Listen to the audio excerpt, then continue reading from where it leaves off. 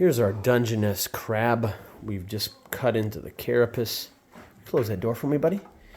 And here we are on the anterior side. The eye stalks, the antennae.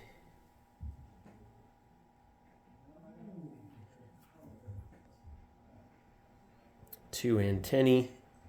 The rostrum here, not nearly as pronounced. The rostrum and antennae not nearly as pronounced in the crab as they are in the shrimp.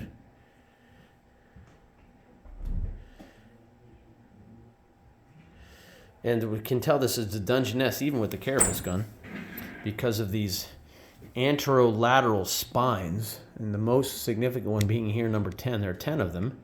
This is how you measure the diameter from this spine over to the opposing spine, which is really prominent right there. And there are 10 of those on each side coming up both sides.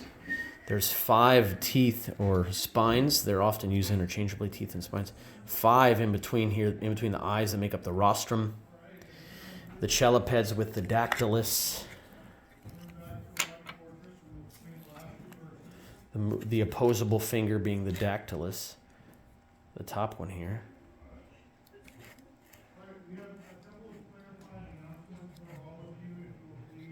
So kind of, you know, basically human, opposable thumbs, right?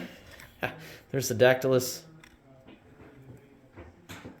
This is the propotus, the carpus here, and that makes up the cheliped, the first walking leg, the first of the periopods.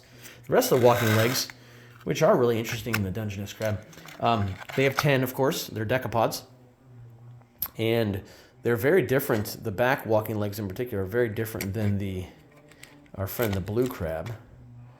I think this is the one specimen that lost one of its back legs. So we'll go to this side. She has all of hers.